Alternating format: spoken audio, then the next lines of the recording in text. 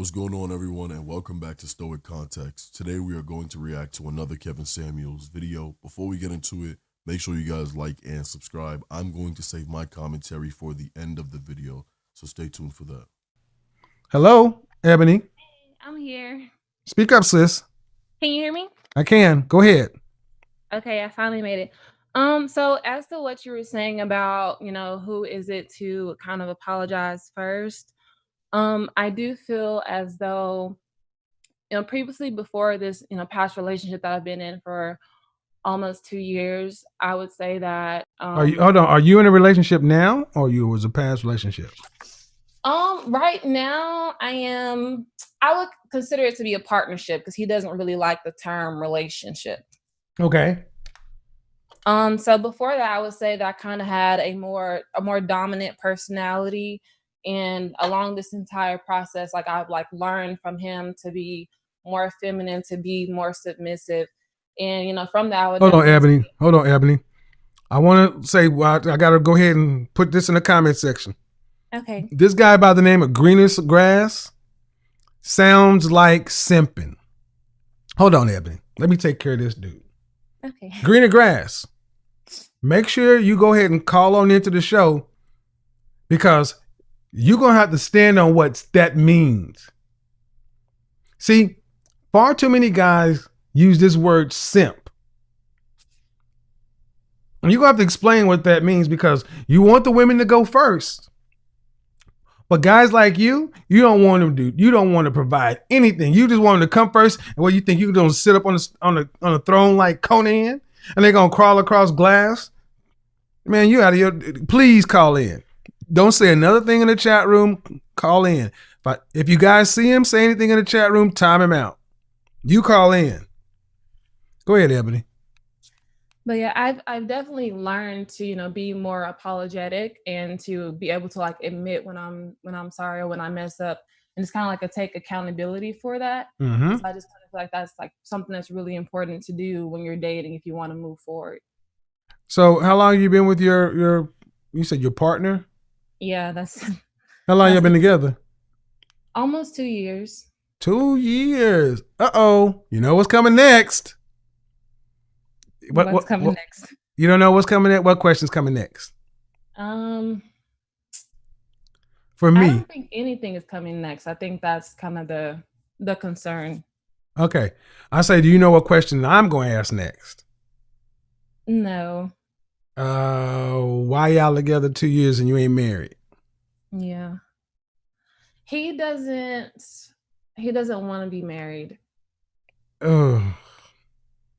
How old is he? He's 33. How old are you? I'm 25. Y'all been together 2 years? Mm-hmm. You want children?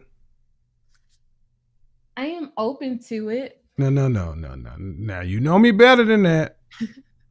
Don't play with me. Do you want children? I want one.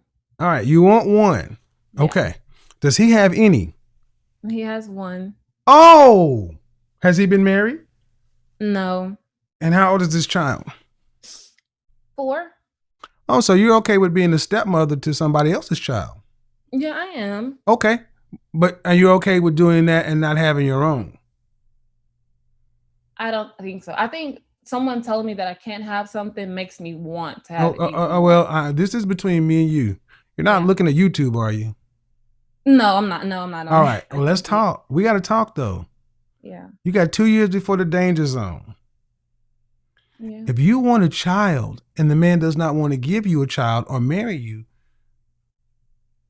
okay, let me ask the question this way. Okay, you ready? Mm-hmm. Are you sitting down? Yeah. Okay. Knowing what you know now, if you met him again today for the first time, would you be with him 2 years from today? Yeah. You would? Mm-hmm. Okay. Why? I just feel like he has taught me a lot about myself and just really pushed me to be a better person.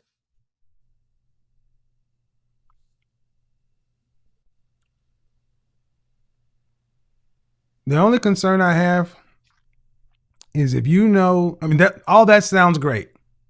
Who's going to argue against that?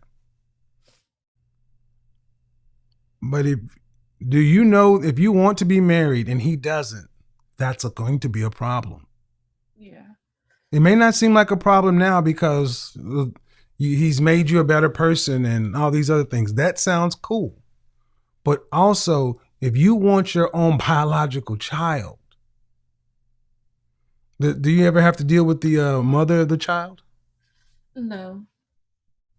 But if you were his wife, you would have to. Yeah. See, right now it's very loosey-goosey. And here's the thing. He may be a great guy, but you're running out of time. I asked you, if all things being equal, if you met him today for the first time, would you be with him 2 years from now? And it concerns me that you say, yeah, I would. Because it sounds like this is the best you think you can get. I want to be married. I can't get married. I want a child. But so let me just stay right here.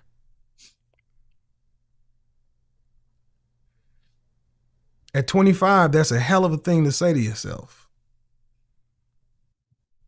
Have you gone to personal counseling or therapy? On and off, yes. What was the diagnosis?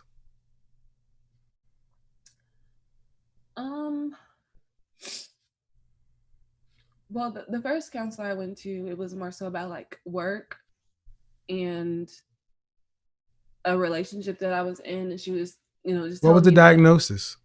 Was it a clinical counselor? No. Have you been to clinical counseling?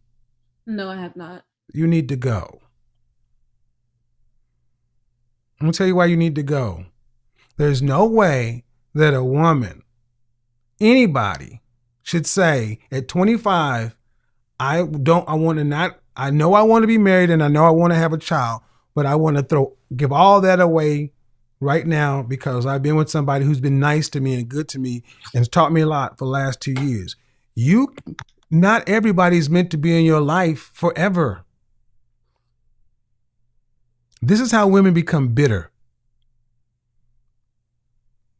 Taking men or situations that shouldn't be for a season and a reason and try to give more meaning or import. When I ask you if you would do it all over again and you tell me yes, that is not a wise or level-headed decision. I don't think any woman would co-sign that. I don't think any man would co-sign that. So that means your self-esteem or your sense of self or what you feel like you deserve is so little to where you're willing to accept this again.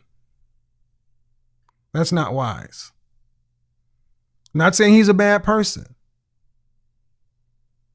But this is how people become bitter. You look up 10 years from now or 8 years from now and you're still unmarried and you were wanting to have a child. You can't undo these decisions you're making. You get that, right? Yes. So that's why I'm asking you, do you truly want to have a child? And you say you're open. That's going against your biological imperative. I don't believe you're telling me the truth. When I say that I'm open, it's just because my mom and my sister have both had, kids where my mom was a single mom, my sister was a single I'm talking mom. to you. I'm not worried about them. I'm talking to you. What do you want for your life? I want to be married with a kid and not be a single mom. Well, then own that. That's all I'm saying. If that's what you want, then own it. See, again, I said it earlier. Fear, scarcity. Never a good decision comes out of those two things. Counseling is what I would suggest. Seriously, though. You would seriously need to get into that. Because at 33, like I said, he may be a great guy. But 3 years from now, he'll be 36. 3 years from now, you'll be 28. His child will be 7. He'll be in just fine. you'll be closing in on the wall with 5 years into a relationship with a man who you knew today does not want to marry you and today does not want to have a child with you.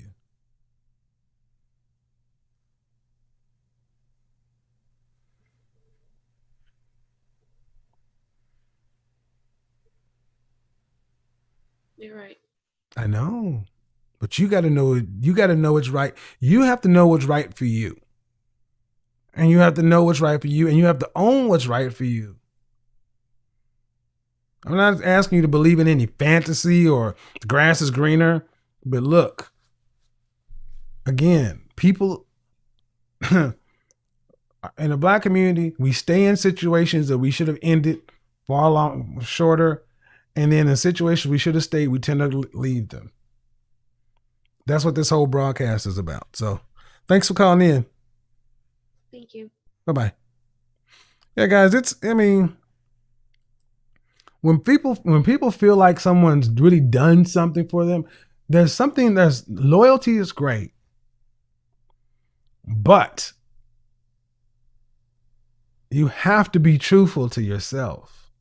See, compromise is different than sacrifice. Compromise is saying, you want to live in New York, I want to live in LA, we'll split the difference and we'll move to Dallas. That's compromise. Sacrifice is, I want a child, you already have one, I'll raise your child. Fraught with so many problems, especially when you can have a child.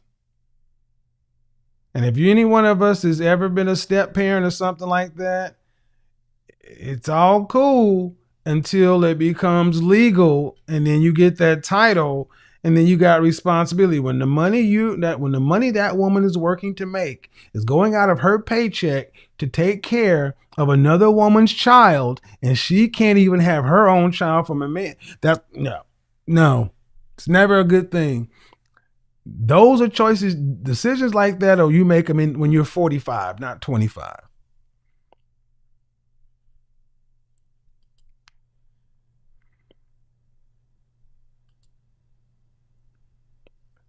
Hello. Hello. Hey. Hey. There you go. What's going on? Oh, nothing. I'm very happy to be calling in. All righty. What you got on the topic for me? Well, second chances, I definitely think as it relates to relationships, I've tried to, I've gone and given second chances to previous relationships, and regrettably it has not worked. But what I really realized over the last few years is that it begins with forgiveness of oneself as to why, as it relates to me, why I kept making the choices that I made and why I was attracting the same type of people. So I had to really forgive myself and do the work, as you talked about, to include therapy, counseling, and getting to know myself, and forgiving, past mistakes, past, parental disappointments, to be open, to the possibility of love. And I'm so happy that I found it. I know you did, sis. Attitudinal queen, devastating. Correct. DST. Correct. Correct. It's good to come full circle, ain't it? It is, and it's interesting because my husband and I were listening to one of your shows last night, and that's one of the reasons I was reaching out, because again, I remember being in that place, which is, I'll say rebellion for lack of a better word, because thinking that the word submissive was a curse word. Yeah, and, yeah. And it's so funny because my family and friends have said they've never seen me happier, and truly I've never been happier. Well, I heard that, man. We have to wrap a taste offline, but it's good to hear from you, sis. You too, and you keep doing your thizzle. You got it. All right, Bye-bye. Take care. This conversation wasn't about marriage. It was about staying loyal to the wrong person. Ebony kept talking about growth, lessons, and being grateful. But everything underneath pointed to fear. She wasn't staying because the relationship was going well. She was staying because she didn't think she deserved better. A man who openly says he doesn't want marriage, won't call it a relationship, and already has a kid, isn't building a future with her. He's just keeping things comfortable for himself. And she's calling that progress because it feels better than being alone. Kevin's questioning showed the truth she didn't want to admit. She's wasting years of her life on a man who's clearly told her he won't give her what she wants. No marriage, no kids, no real commitment. The problem isn't him. It's the time she's throwing away while convincing herself it means something. You could hear it in how she hesitated, how she softened her answers, how she kept explaining why the relationship taught her something. People justify things they don't want to leave, but lessons don't replace having a real plan. And feeling emotionally comfortable doesn't create a future. The real point is simple. If you know what you want, you can't bend your entire life around someone who doesn't want the same thing. That's how people end up bitter. Not because they got hurt, but because they stayed after the truth was already obvious. Compromise is meeting in the middle. Sacrifice is giving up your dreams just to keep someone else comfortable. And when you're 25 with a biological clock and a partner who's already decided your future for you, staying isn't love. It's delay. And delay is the one mistake you can't fix once time runs out. So there you have it. If this makes sense, hit subscribe. Drop what you think in the comments. And I'll catch you next time.